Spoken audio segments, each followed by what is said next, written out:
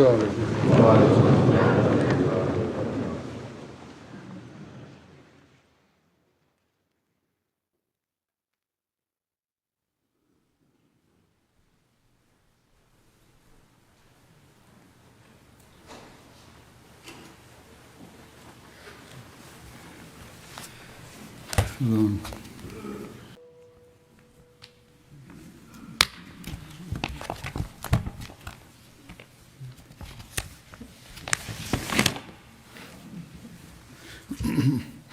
السلام علیکم ورحمۃ اللہ۔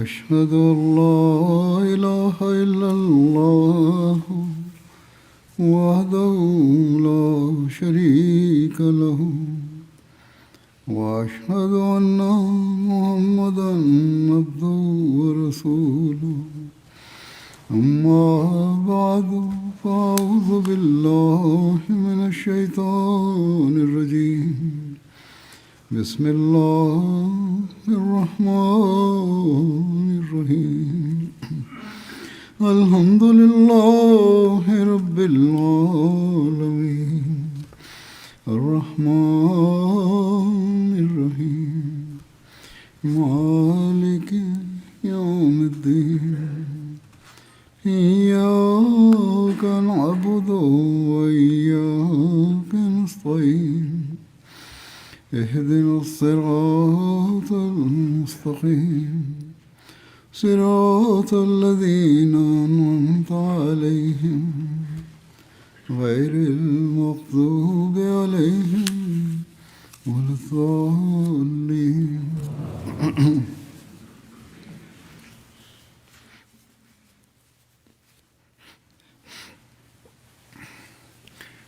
حضرت صلی اللہ علیہ وسلم جو پیغام لائے، اس کا مقصد خدائے واحد و یگانہ پر ایمان لانا، اس کی عبادت کرنا، اس کی توحید کا قیام اور اس کے لیے کوشش کرنا، اور اس کے بندوں کے حقوق کی ادائیگی کرنا ہے، اور پھر ایک امت واحدہ بن کر آپس میں بھائی بھائی بن کر رہنا ہے۔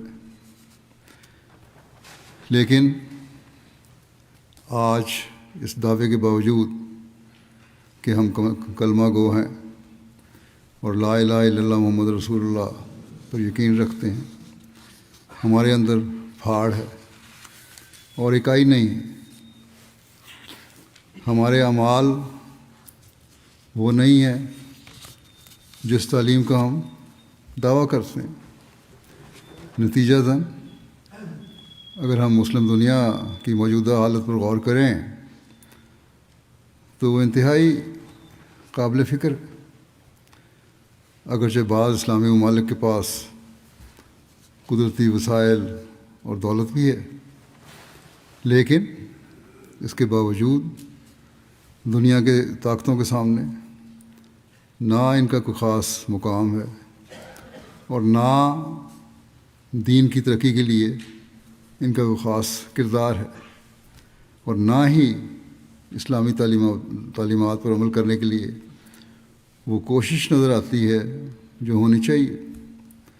اس کا نتیجہ بالکل ظاہر ہے، جیسا کہ میں نے پہلے بھی کئی مرتبہ کہا ہے کہ پھر غیر اس صورتحال سے فائدہ اٹھاتے ہیں۔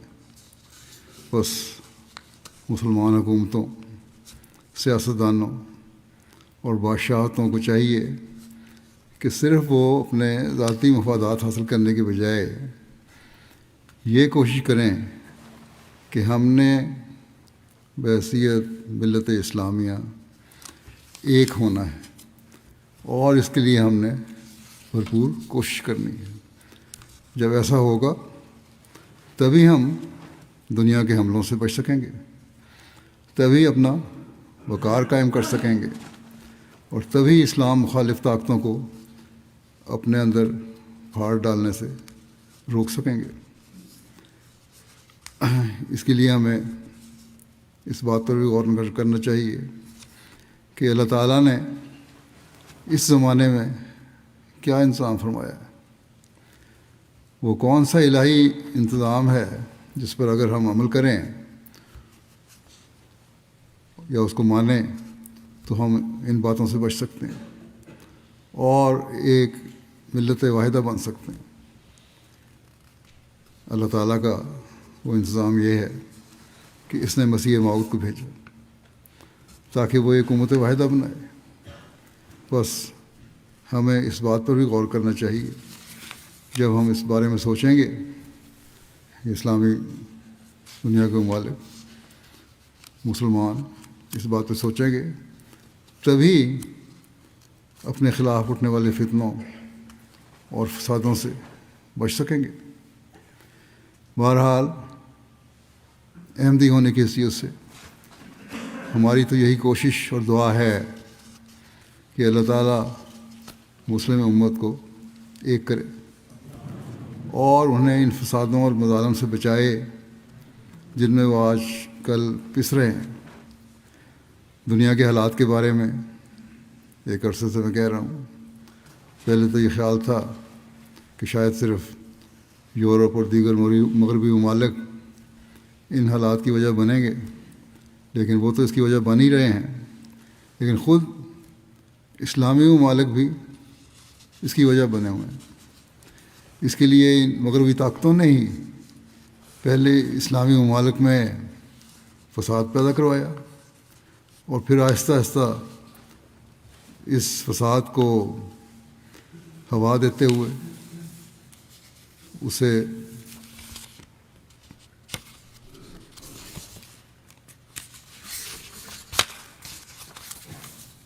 ایک سے دوسرے ملک تک پھیلاتے چلے گئے۔ اس کے پیچھے ان کے کیا منصوبے ہیں یہ بالکل ظاہر ہے کہ وہ اپنی طاقت کے ذریعے سے ان ممالک کے وسائل پر قبضہ کرنا چاہتے ہیں اور انہیں اپنے زیر استعمال لانا چاہتے ہیں۔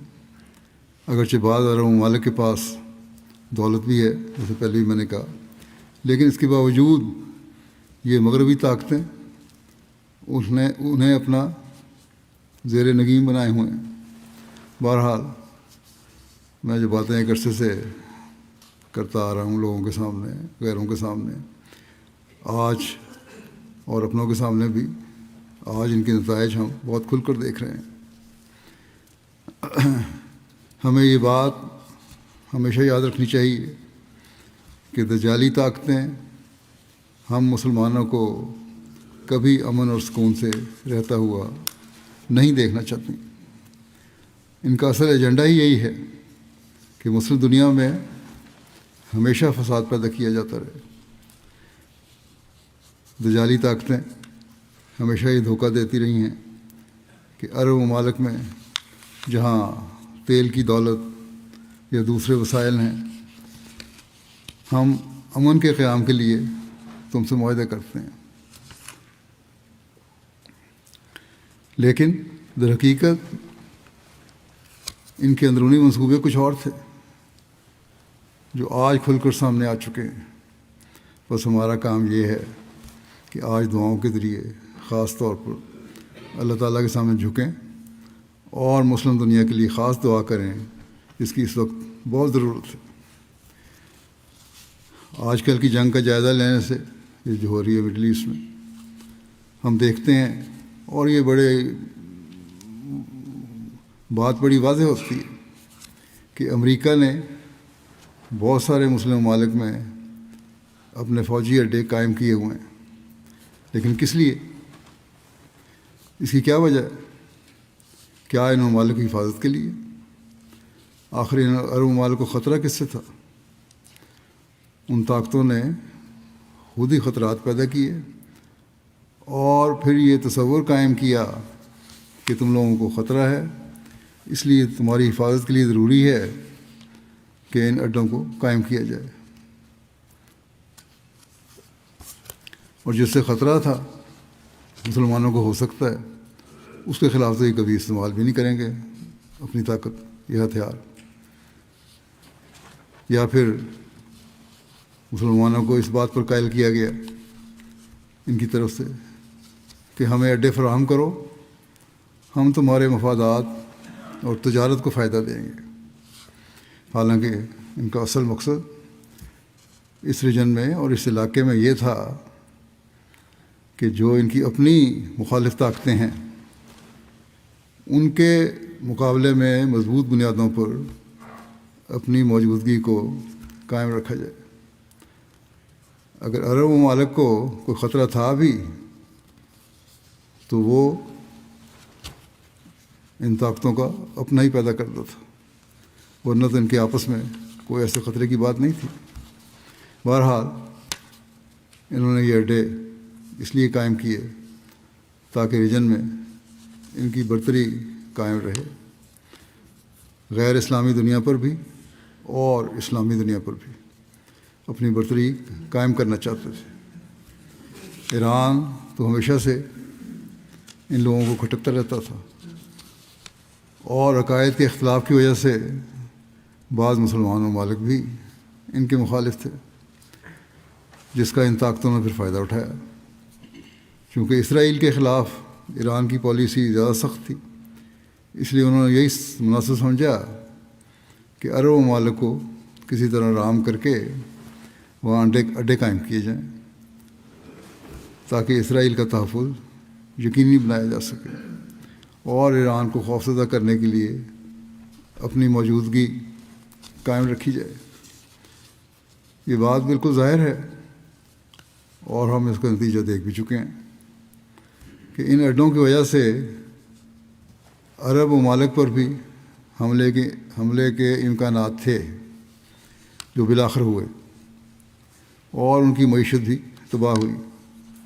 جہاں تیل کی دولت ہے یا ٹورزم ہے، ان پر منفی اثرات پڑ رہے ہیں اور پڑے۔ اس صورتحال کا فائدہ بھی انہی طاقتوں کو ہوا ہے اور آئندہ بھی ہوگا، کیونکہ جب جنگ ہوتی ہے اور معیشت متاثر ہوتی ہے تو ظاہر ہے کہ مخالف فریق بھی جو ابھی حملہ کرتا ہے اور دوسروں کے اڈوں کو تباہ کرنے کی کوشش کرتا ہے۔ چونکہ ان کی ایران کے ساتھ جنگ تھی، اس لیے ایران نے بھی وہی کیا جو آج ہمیں نظر آ رہا ہے کہ اس نے عرب ممالک میں موجود امریکی اڈوں کو نشانہ بنایا اور انہیں تباہ کیا یا نقصان پہنچایا۔ ایک عرب جرنلسٹ نے کل ہی لکھا ہے کہ عربوں کو محتاط رہنا چاہیے، کیونکہ یہ سب حملہ جو یہ کہا جاتا ہے ایران کر رہا ہے، یہ ایران نہیں کر رہا، بلکہ امریکہ اور اسرائیل خود بھی کر سکتے ہیں۔ اگر پہلے ایران نے کیے بھی ہیں تو اب ان سے فائدہ اٹھا کے وہ کریں گے، اور بعض حملوں کو ایران نے تردید بھی کی ہے۔ اور اس نے یہ بھی یہاں تک بھی لکھ دیا ہے کہ ممکن ہے کہ ایک وقت میں امریکہ اور اسرائیل اس جنگ سے نکل جائیں اور یہ مسلم دنیا آپس میں لڑتی رہے، جو وہ چاہتے ہیں۔ حضرت خلیفہ مسیح رابع رحمہ اللہ تعالیٰ نے عراق کی جنگ کے دوران بھی یہ تنبیہ فرمائی تھی کہ اب یہ فساد دنیا میں پھیلتا چلا جائے گا، کاش کہ مسلمان دنیا اس بات کو سمجھے۔ اب جائزہ لے لیں، عراق کی جنگ کے ساتھ ہی دوسرے مسلمان ممالک میں بھی بدامنی پھیلانے کی کوشش کی گئی ہے۔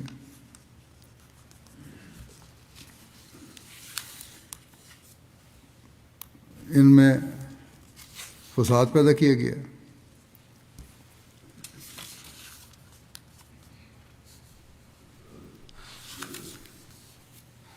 اور اس کے بعد سے دوسرے مسلمان ملکوں میں بھی مسلسل بدامنی پیدا ہو رہی ہے، جس سے کوئی انکار نہیں کر سکتا۔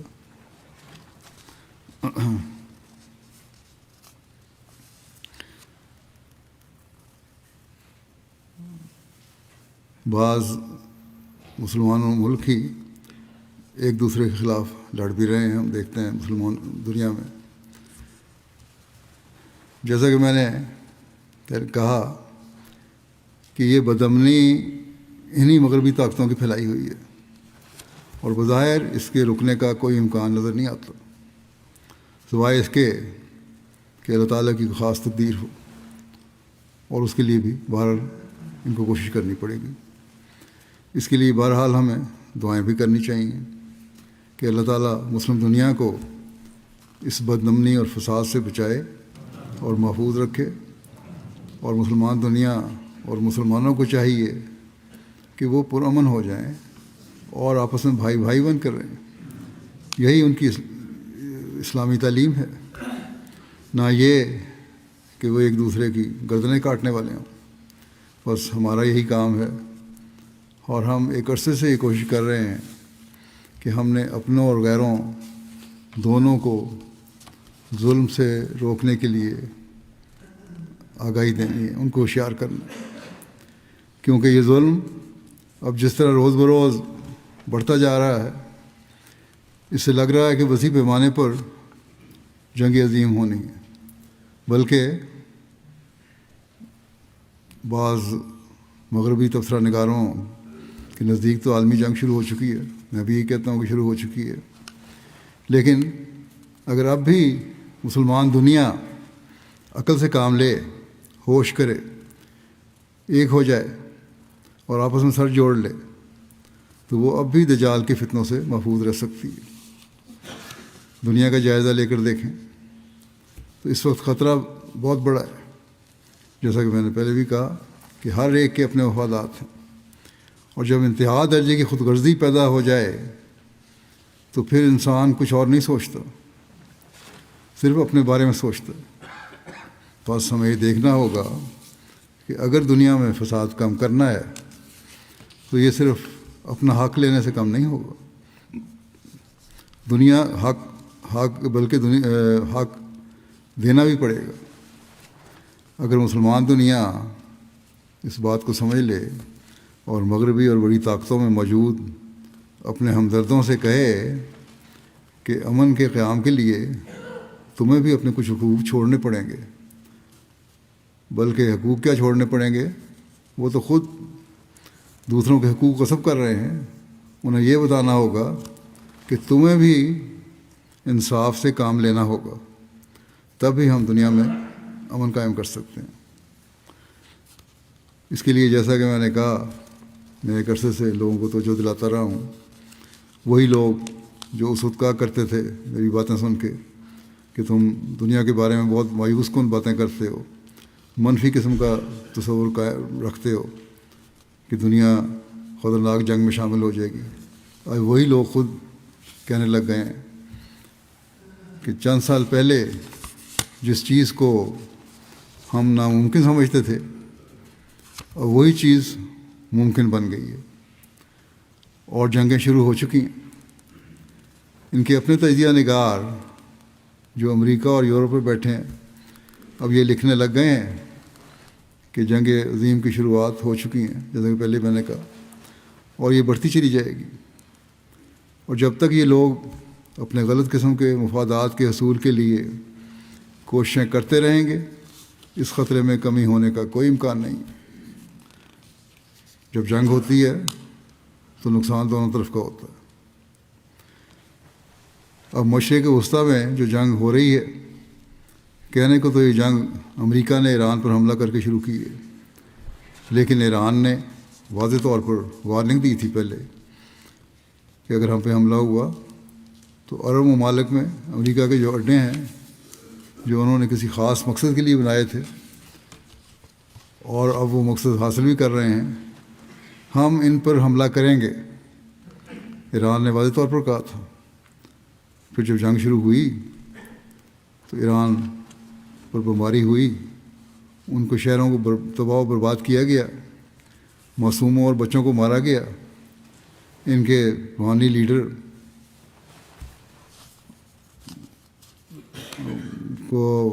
کی رہائش گاہ پر حملہ کیا گیا، ان کے اکثر افراد خاندان کی زندگی کا خاتمہ کیا گیا۔ ان طاقتوں کا یہ خیال تھا اور یہ اعلان نعرے لگاتے تھے کہ ہم اس رجیم کو ختم کریں گے تو پھر ایرانیوں کو آزادی مل جائے گی، لیکن اس سے کیا اثر ہوا؟ جو کچھ مخالف بھی تھے تھوڑے بہت، وہ بھی اب ان کے حق میں ہو گئے، اور اس لیڈر کو خامنائی صاحب یا نام ہے ان کا تو شہادت کا مقام مل گیا، اور اس شہادت کے مقام کی وجہ سے ان قوم میں ان کی اور عزت بڑھ گئی، ان کے بچوں کو بھی مار دیا گیا، پورے خاندان کو مارا گیا۔ تو یہ ظلم جو ہوا، اس سے تو رجیم چینج کیا ہونی تھی، ان کی عزت اور احترام اور زیادہ بڑھ گیا ہے۔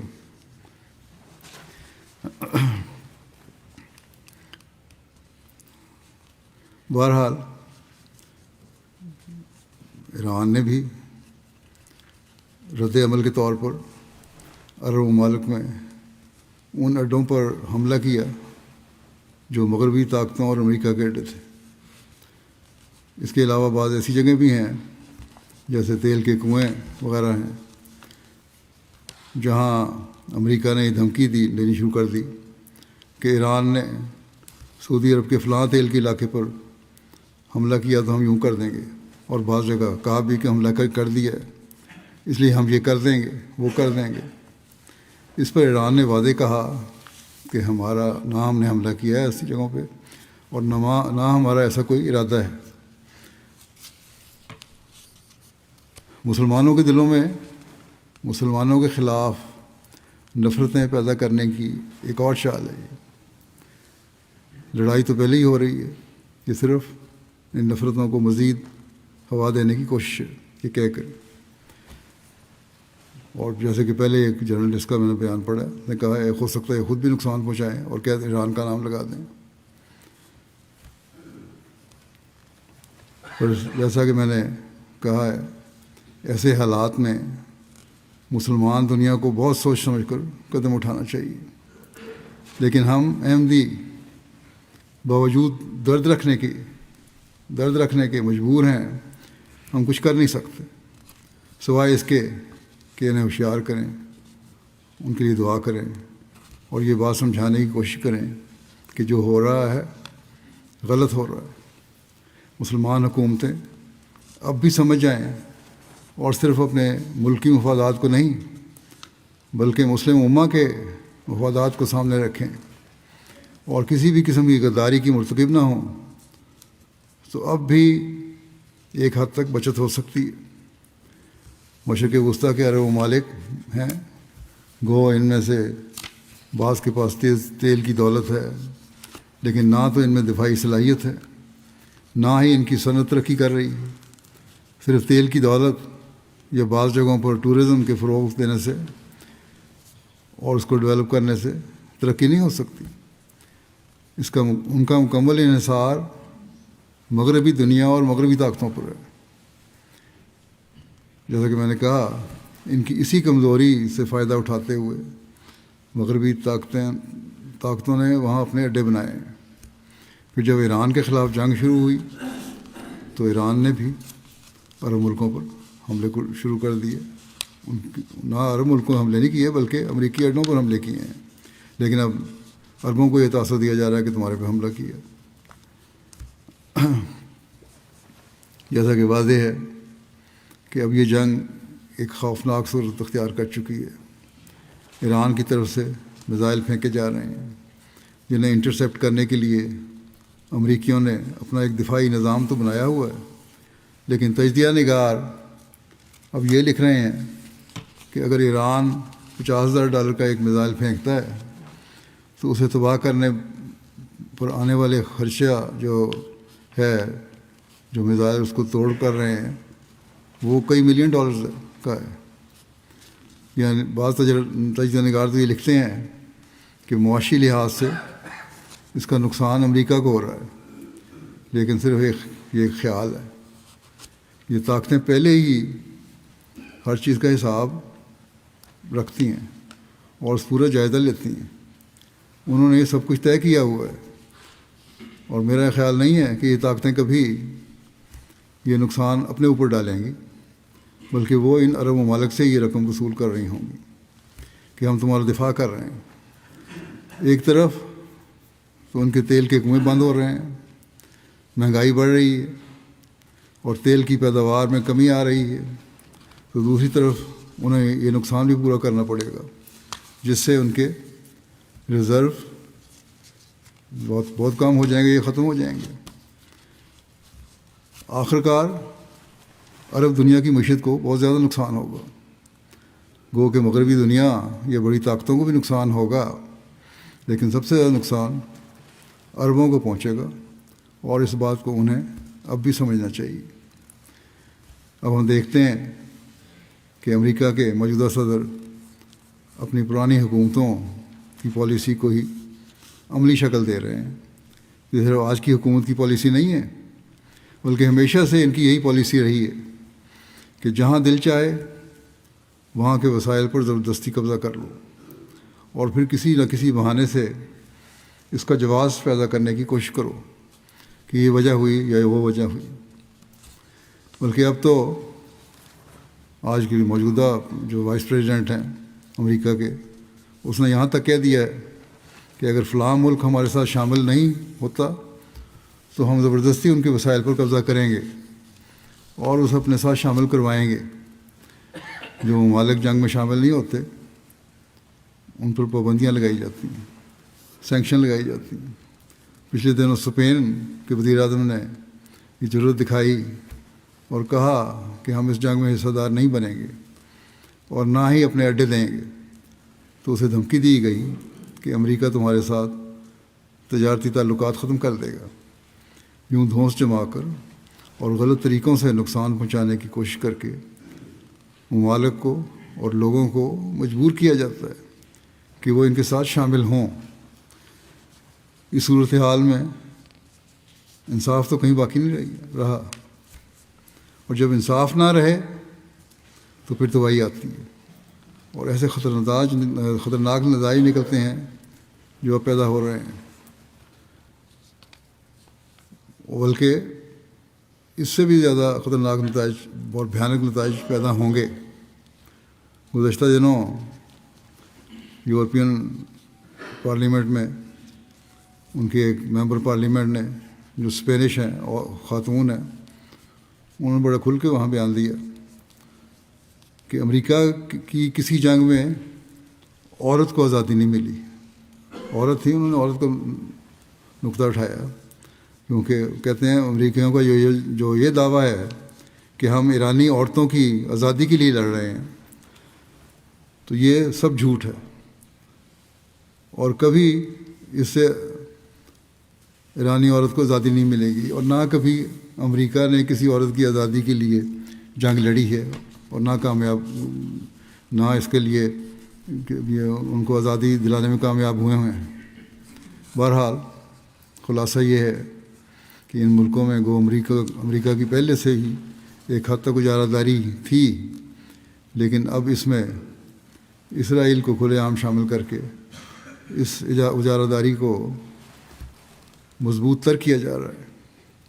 عرب اور اسلامی ممالک یہ بات نہیں سمجھتے کہ زبردستی، دھونس، غلط طریقوں اور دجالی چالوں سے ہمیں ایک ایسے جگہ پھنسایا جا رہا ہے، ایسی جگہ پھنسایا جا رہا ہے جہاں ہم اپنے ہی ایک مسلمان ملک سے جنگ کریں گے۔ مسلمانوں کو مسلمانوں سے ہی لڑایا جا رہا ہے۔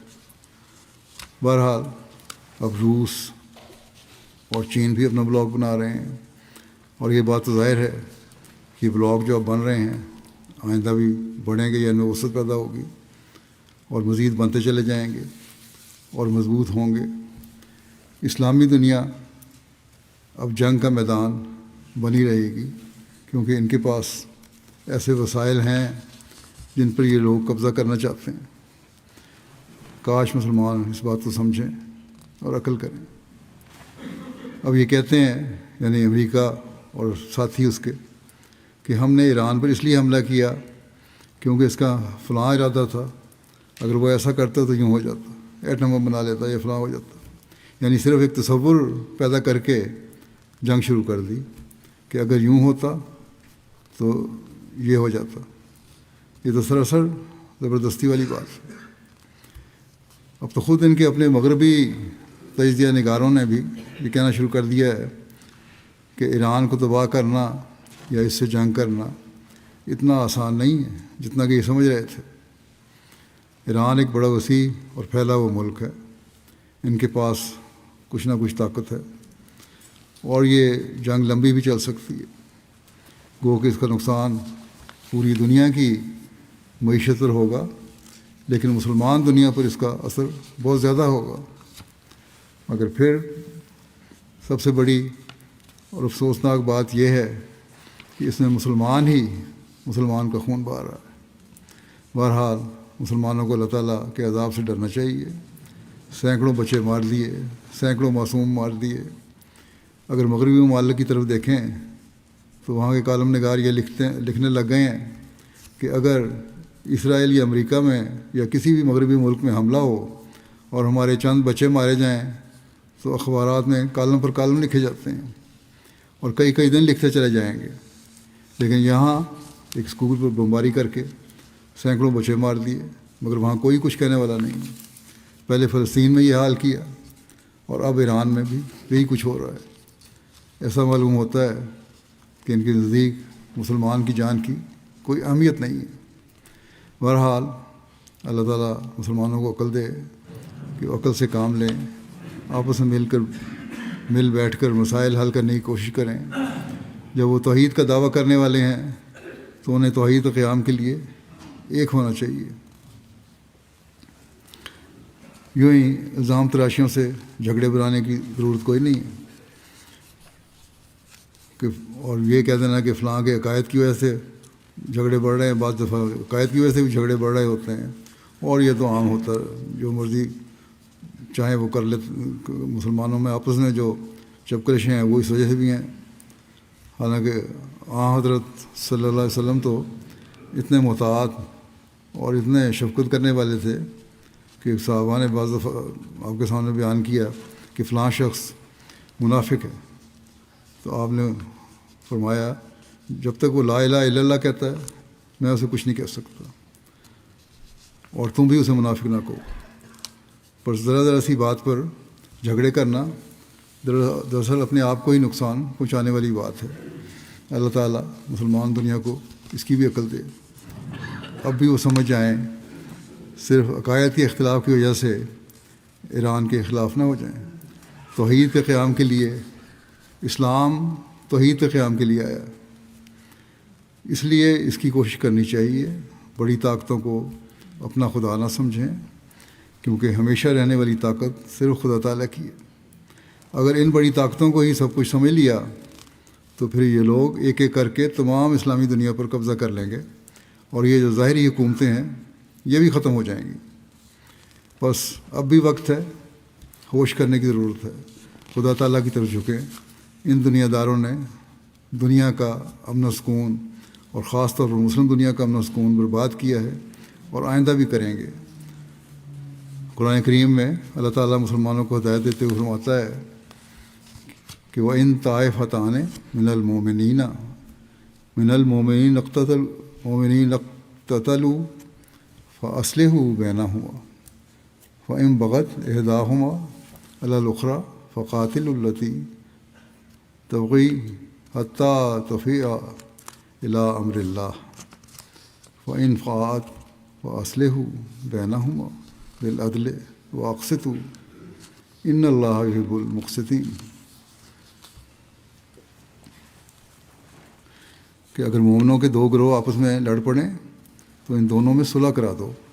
پھر اگر صلح ہو جانے کے بعد ان میں سے کوئی ایک دوسرے پر چڑھائی کرے تو سب مل کر اس پر چڑھائی کرنے والے کے خلاف جنگ کرو، اس چڑھائی کرنے والے کے خلاف جنگ کرو یہاں تک کہ وہ اللہ کے حکم کی طرف لوٹ آئے. پھر اگر وہ اللہ کے حکم کی طرف لوٹ آئے تو عدل کے ساتھ ان دونوں لڑنے والوں میں صلح کرا دو اور انصاف کو مد نظر رکھو. اللہ انصاف کرنے والوں کو پسند کرتا ہے. بس یہ وہ نقشہ ہے، یہ وہ نقطہ ہے جو گو کہ دنیا کے امن کے لیے بھی بہت ضروری ہے، لیکن مسلمان دنیا کو تو خاص طور پر اس پر عمل کرنا چاہیے، کیونکہ اللہ تعالیٰ نے قرآن کریم میں ان کے لیے یہ واضح ہدایت فرمائی ہے. بس عدل اور انصاف کے تقاضے پورے کریں، اور اسلامی ممالک کی جو تنظیم ہے وہ بھی اس میں اپنا کردار ادا کرے۔ یہ بات بھی واضح ہونی چاہیے کہ صلح کرواتے وقت اپنے ذاتی مفادات سامنے نہیں رکھنے، بلکہ اصل مسئلے کا فیصلہ کرنا چاہیے کہ اس کی کیا وجوہات ہیں، اور وجوہات تو وہی ہیں جو ہمیں صاف نظر آ رہی ہیں کہ دجالی طاقتیں ہمیں لڑانا چاہتی ہیں۔ اقوام متحدہ، UN وغیرہ جو بنی ہیں، انہوں نے بھی کوئی مثبت کردار ادا نہیں کیا، بلکہ اب تو خود یہ لوگ اس کے خلاف بولنے لگ گئے ہیں۔ بس اگر ہم ذاتی مفادات سے بالا ہو کر، اپنے ملکی مفادات سے بالا ہو کر یہ کام کریں گے تو تبھی ہم بچ سکتے ہیں، ورنہ ہم ان دجالی طاقتوں کی گود میں چلے جائیں گے۔ بس سب مسلم ممالک کو سر جوڑ کر بیٹھنے کی ضرورت ہے۔ اسی طرح اللہ تعالیٰ فرماتا ہے آگے اس آیت کے کہ انما المؤمنون اخوۃ فاصلحوا بین اخویکم واتقوا اللہ لعلکم ترحمون، کہ مومنوں کا رشتہ آپس میں صرف بھائی بھائی کا ہے، بس تم اپنے دو بھائیوں کے درمیان جو آپس میں لڑتے ہوں صلح کروا دیا کرو، اور اللہ کا تقوی اختیار کرو تاکہ تم پر رحم کیا جائے۔ اگر مسلمانوں میں اختلاف ہو بھی جائے، جیسا کہ ایران اور بعض عرب ممالک کے درمیان کہا جاتا ہے کہ اختلاف ہے، یا دوسرے مسلم ممالک میں اختلاف ہے، تو انہیں یاد رکھنا چاہیے کہ ان کا آپس میں اصل تعلق اسلامی اخوت اور بھائی چارے کا ہے۔ چھوٹے چھوٹے جھگڑے اس اسلامی اخوت کو توڑنے کی وجہ نہیں بننے چاہیے، اور اس بات پر مسلمان ممالک کو خاص طور پر توجہ دینی چاہیے، ورنہ جیسا کہ میں نے کہا کہ اسلام مخالف طاقتیں اس سے فائدہ اٹھائیں گی۔ بس عرب ممالک کو چاہیے، اور ایران کی حکومت کو بھی چاہیے کہ وہ صلح کا حل نکالیں۔ چین اور بعض دوسرے ممالک جن میں پاکستان بھی شامل ہے، انہوں نے صلح کے لیے اپنا کردار ادا کرنے کی پیشکش کی ہے۔ کاش کہ مسلم دنیا اس بات کو سمجھے، اللہ تعالیٰ انہیں عقل دے۔ بہرحال ہمارا کام تو یہی ہے کہ خاص طور پر مسلمان دنیا اور معصوموں کے لیے دعا کریں۔ رمضان کے مہینے میں خاص طور پر صرف اپنی ذاتی دعاؤں کی طرف توجہ نہ دیں، بلکہ امت مسلمہ کے لیے بھی دعا کریں۔ اللہ تعالیٰ انہیں عقل دے کہ دنیا میں اور خاص طور مسلم دنیا میں امن قائم ہو سکے، مسلمان کی گردن کاٹنے والا نہ ہو۔ یہ لوگ جو آپس میں لڑ کر غلط طریقے سے ایک دوسرے کو قتل کر رہے ہیں، اس عمل سے وہ اللہ تعالیٰ کی ناراضگی کا مورد بن رہے ہیں۔ ایسے لوگ نہ صرف اس جہان میں نقصان اٹھانے والے ہیں، بلکہ اگلے جہان میں بھی نقصان اٹھانے والے ہوں گے۔ اس لیے اس بات کی طرف خاص توجہ دینے کی ضرورت ہے، اور اس کے لیے ہمیں خاص طور پر دعا کی ضرورت ہے۔ اللہ تعالیٰ ہمیں حقیقی رنگ میں دعاؤں کی توفیق بھی عطا فرمائے۔ کچھ جنازہ غائب بھی میں پڑھاؤں گا، کچھ مرحومین کا۔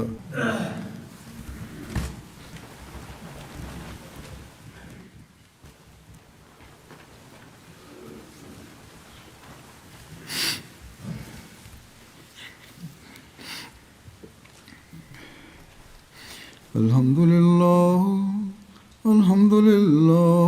نحمده ونستعينه ونستغفره ونؤمن به ونتوكل عليه ونعوذ بالله من شرور أنفسنا ومن سيئات أعمالنا، من يهده الله فلا مضل له ومن يضلل فلا هادي له، ونشهد أن لا إله إلا الله ونشهد أن محمدا عبده ورسوله۔